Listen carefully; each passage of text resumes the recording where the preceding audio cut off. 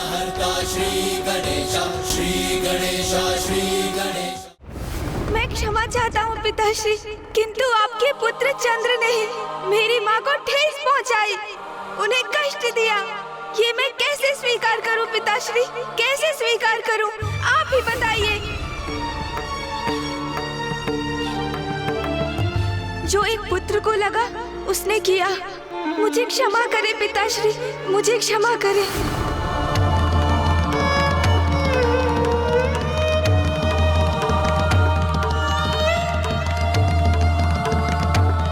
गणेश कुछ भी सुनने और समझने को तैयार क्यों नहीं हो रहा है? क्या कारण है कि पिताश्री के शब्द भी उसे प्रभावित करने में अक्षम हो रहे हैं? ओम नमः शिवाय। ओम नमः शिवाय। भौम के क्रोध का यह अतिरेक उचित नहीं। यदि वो शांत नहीं हुआ तो उसके क्रोध का कोई दुष्प्रभाव सृष्टि पर अवश्य होगा। अग्निदेव, आपका पूर्वाभास सत्य का रूप लेकर हमारे समक्ष आ ही गया। इतनी प्रसन्नता, इतने आनंद के बाद इतनी प्रतिकूल और इतनी दुखदायक घटना अंततः घट ही गई। किंतु देवराज, मैं ये समझने में असमर्थ हूं कि चंद्रदेव को गणेश जी का उपहास करने की क्या आवश्यकता थी। वरुण देव,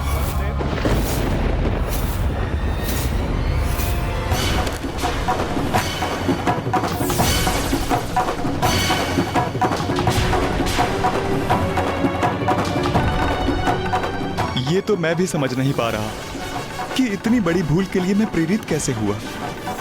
आपके इस मनोहर रूप पर जिसकी भी दृष्टि पड़ेगी चंद्रदेव, वो कलंकित हो जाएगा, कलंकित हो जाएगा।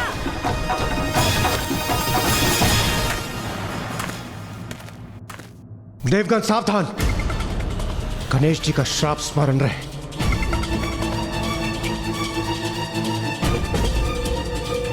चंद्रदेव, आप और यहां? तो मैं क्या करूं इंद्रदेव, आप ही बताएं, ये कैसी विडंबना है। मैं भी तो एक देवता हूं, किंतु अब प्रथम पूज्य गणेश जी के श्राप उपरांत देवताओं के मध्य मेरी उपस्थिति वांछित नहीं। आप ही बताएं, क्या करूं देवराज, कहां जाऊं मैं? चंद्रदेव, मैं आपकी पीड़ा समझ सकता हूं, किंतु मुझे क्षमा कीजिए। इस विषय में मैं आपको कोई भी सुझाव देने में असमर्थ हूं। अब हमसे सुझाव का क्या लाभ है चंद्रदेव? आपने तो पूर्व में कोई विचार नहीं किया था ना। आपको तो पूर्व में विचार करना चाहिए था। प्रथम पूज्य गणेश जी का, पार्वती नंदन गणेश जी का, विघ्नहर्ता गणेश जी के उपहास के पूर्व कितना अनुचित व्यवहार था आपका चंद्रदेव। भला कोई बालकों के भोजन का उपहास करता है? चंद्रदेव, हम सभी देवता विवश हैं। हम यहाँ आपकी उपस्थिति स्वीकार नहीं कर सकते, क्योंकि आप पर दृष्टि पड़ने से हम सब कलंकित हो जाएंगे। आपकी भूल के कारण हम पुनः संकट में पड़ जाएं, ये उचित नहीं। देवताओं में आपकी चिंता समझता हूं।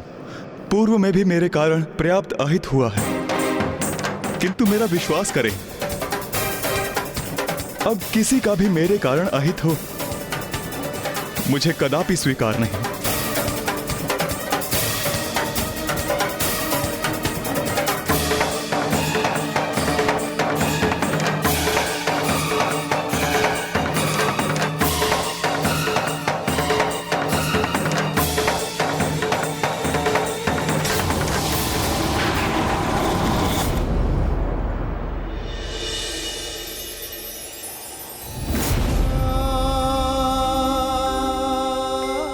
ये मैंने स्वयं को कैसे संकट में डाल दिया है।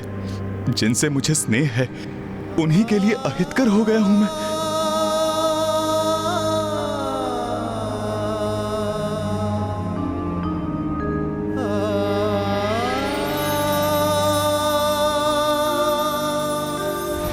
स्वामी,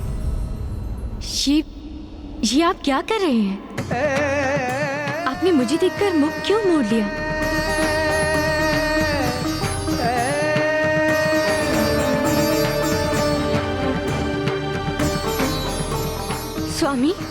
नहीं रोहिणी,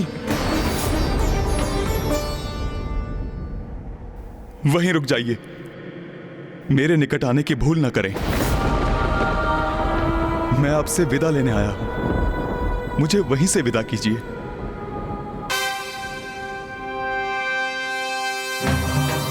नाथ, आपके ये शब्द मेरे मन में अनेकों आशंकाएं उत्पन्न कर रहे हैं। आप बताइए ना मुझे, क्या हुआ है स्वामी? मैं श्रापित हो गया हूं रोहिणी।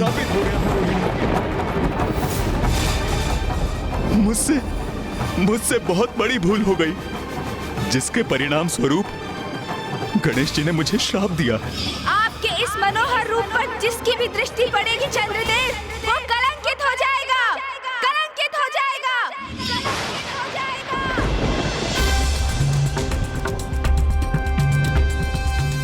इसलिए मैं यहां से प्रस्थान कर रहा हूं। किंतु स्वामी, स्वामी, स्वामी!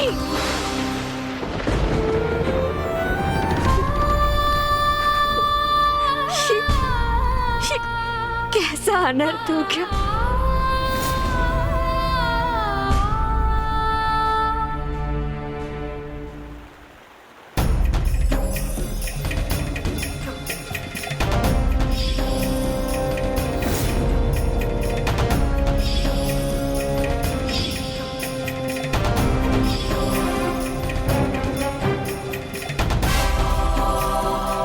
गणेश, ये कैसा श्राप दे दिया तुमने चंद्रदेव को? भैया, आप मुझसे ही प्रश्न कर रहे हैं, किंतु क्या मैं आपसे एक प्रश्न पूछ सकता हूँ? हाँ अनुज, अवश्य पूछ सकते हो। तो बताइए भैया, यदि आप मेरे स्थान पर होते, यदि आप माँ को पृथ्वी पर अचेत अवस्था में देखते और आपको ये ज्ञात होता कि उनकी इस अवस्था के कारण आपके प्रति उनका अगाध स्नेह है, आपके हित की चिंता है और उसी कारण हमारी माँ को इतना अपार कष्ट हुआ है, और जब आपको ज्ञात होता कि उस अवस्था को उत्पन्न कराने वाला दोषी कौन है, तो क्या आप उसे क्षमा कर देते? बताइए मुझे, क्या करते आप भैया? मेरी माँ को कष्ट पहुंचाने वाले दोषी को मैं अवश्य कठोर से कठोर दंड देता गणेश। तब तो मैंने जो किया वो भी उचित था ना भैया? मैं सर्वथा निर्दोष हूँ। तुम सर्वथा उचित कह रहे हो गणेश, किंतु पिताश्री भी तो अनुचित नहीं कह रहे हैं। उनका कथन भी तो सर्वथा उचित है। वास्तविकता में उचित और अनुचित कुछ होता ही नहीं है। ये तो परिस्थिति है जो दो मित्रों को, परिजनों को, दो सकारात्मक शक्तियों को भी परस्पर विरोधी बना देती है। और अब तुम्हारे श्राप के प्रभाव से वो और भी कष्ट का कारण बनेंगे। अपने परिवार के साथ साथ समस्त सृष्टि के अहित का कारण बनेंगे वो।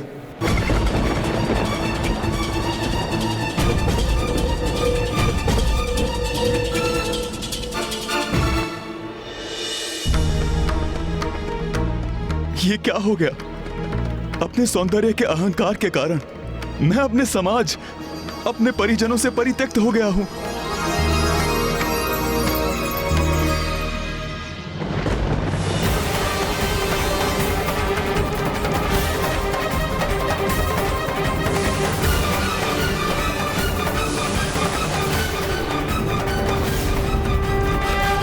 आपके इस मनोहर रूप पर जिसकी भी दृष्टि पड़ेगी चंद्रदेव, वो कलंकित हो जाएगा, कलंकित हो जाएगा, कलंकित हो जाएगा। ये पुष्प मेरे कारण मुरझा गए।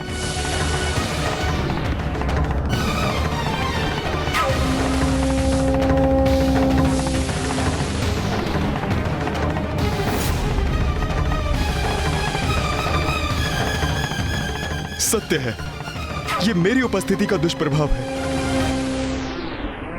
नहीं, नहीं,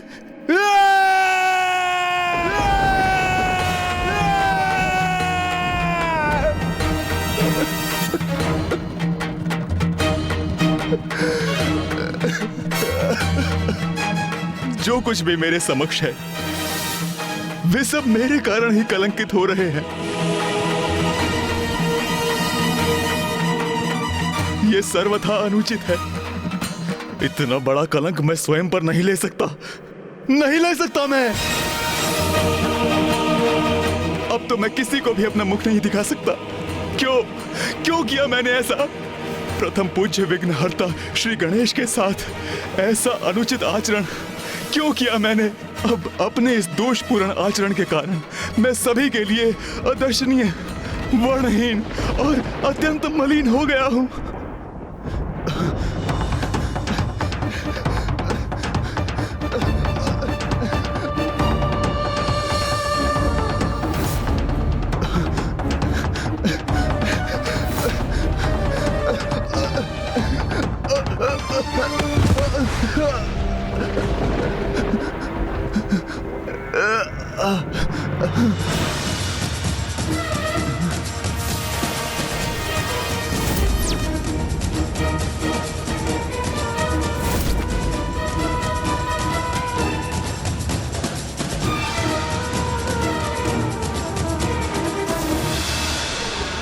ये क्या हो रहा है? ये कैसी काली मचा रही है? नहीं, अब मैं किसी को अपना मुख नहीं दिखाऊंगा और ना ही किसी के कलंकित होने का कारण बनूंगा। मैं सदा के लिए इस जलकुंड में छिप जाता हूं और इसके भीतर मुझे कोई देख नहीं सकेगा।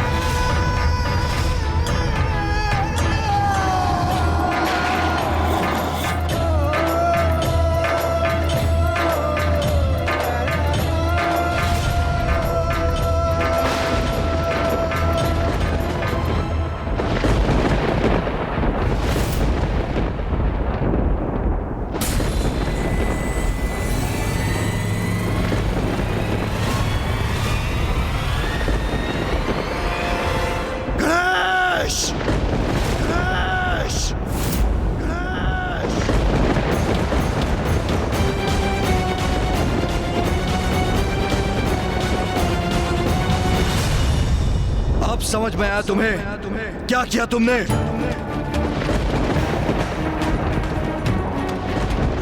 मैं तो माँ के साथ था पिताश्री, मैंने कुछ भी तो नहीं किया है। गणेश! पिताश्री, प्रतीत होता है चंद्रदेव अपना स्थान छोड़कर कहीं और प्रस्थान कर गए हैं। ये तो सर्वथा उचित है, अति उत्तम है भैया। पिताश्री, अब चंद्रदेव के आपके शीश पर उपस्थित ना रहने से, उनकी कांति खो देने से हम बिना कलंकित हुए आपके दर्शन करने के लिए मुक्त हैं। हमारी समस्या का समाधान तो स्वतः ही हो गया। हमारा परिवार अब पुनः कुशल है। ये गणेश को क्या हुआ?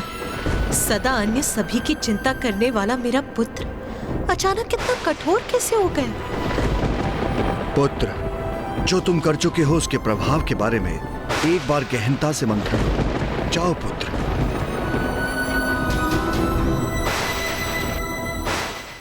ब्रह्मदेव, माता सरस्वती, गणेश जी ने जो भी किया उसका कारण समझती हूँ मैं। मेरे स्वामी चंद्रदेव ने भूलवश माता पार्वती को कष्ट पहुंचाया, किंतु स्वामी सभी की दृष्टि से ओझल हो गए।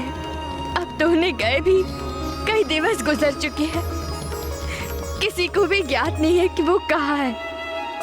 देवी रोहिणी, गणेश के लिए उसके माता पिता ही सर्वोच्च हैं। तो गणेश, जो अन्यथा निष्कपट और सरल और कोमल हृदय बालक है, अपनी माता को कष्ट में देखकर उसका क्रोध जागृत होना भी स्वाभाविक है। प्रभु, मैं केवल अपने स्वामी के लिए विनती करने यहाँ प्रस्तुत नहीं हुई हूँ। तनिक विचार कीजिए, चंद्रदेव से रिक्त संपूर्ण सृष्टि असंतुलित हो जाएगी। संपूर्ण प्रकृति पर, सभी जीवों पर स्वामी की अनुपस्थिति का भयंकर और विनाशकारी प्रभाव होगा। प्रभु, अब आप ही हम सभी की रक्षा का और सृष्टि के हित का कोई उपाय सुझाइए। प्रभु, कोई उपाय सुझाइए।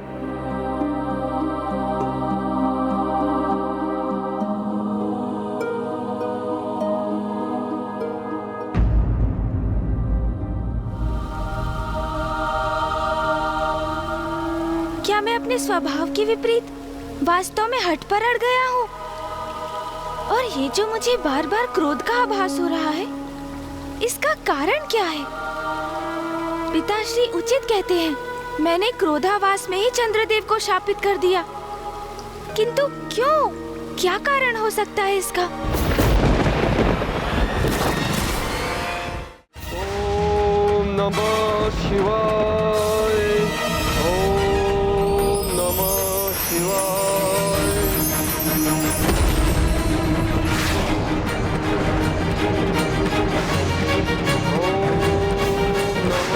शिवाय।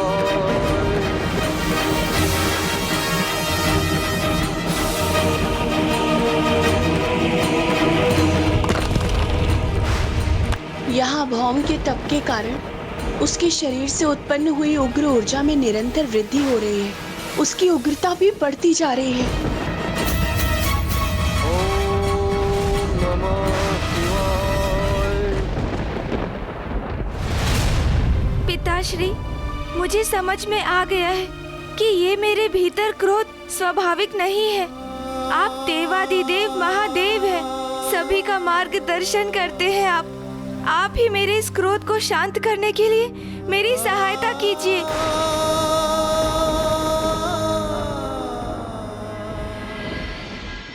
पुत्र गणेश एक अंतर्द्वंद से जूझ रहा है। पुत्र कार्तिकेय, तुम जाओ, उससे संवाद करो, उसे उचित मार्ग दिखाओ, उसे समझाओ कि चंद्र की उपस्थिति के बिना ब्रह्मांड को क्या क्षति पहुंचेगी। जाओ पुत्र। जो आज्ञा पिताश्री।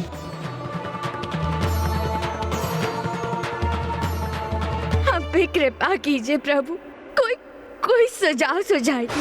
देवी रोहिणी, ये संकट गणेश के चंद्रदेव को शाप देने के कारण उत्पन्न हुआ है।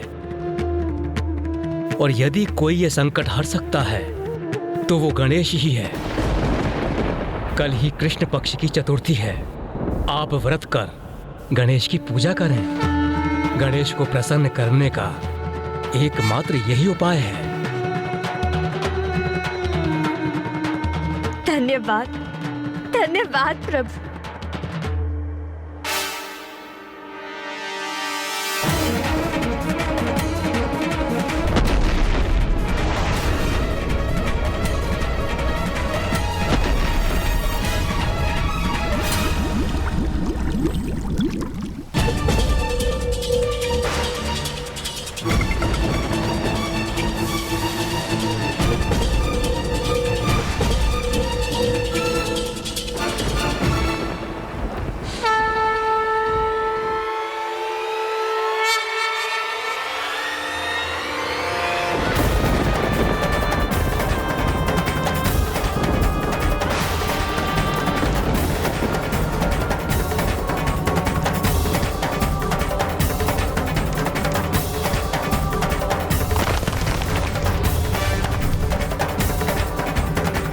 देखा अनुज गणेश,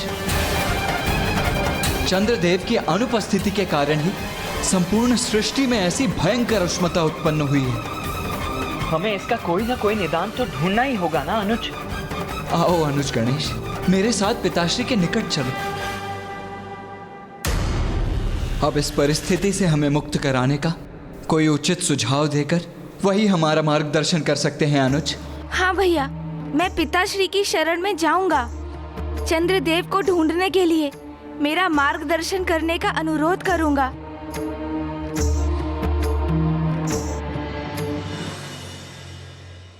इस संकट से मुक्ति का मार्ग जो ब्रह्मदेव ने हमें बताया है उस पर अड़िग रहूंगी मैं। अपार श्रद्धा और भक्ति से श्री गणेश जी की पूजा करूंगी मैं।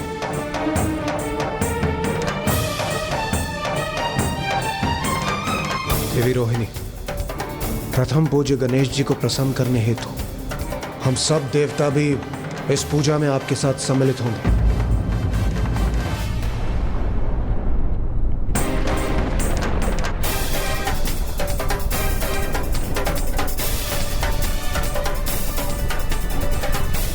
संकट तो बढ़ता ही जा रहा है देवराज इंद्र। पृथ्वी की उष्णता तो बढ़ती ही जा रही है। चंद्रदेव की शीतलता का अभाव अब अपना प्रत्यक्ष प्रभाव दर्शा रहा है और स्थिति और भी क्रमशः गंभीर होती जाएगी। हमें प्रथम पूज्य गणेश जी को शीघ्र प्रसन्न करना होगा, अन्यथा अनर्थ हो जाएगा।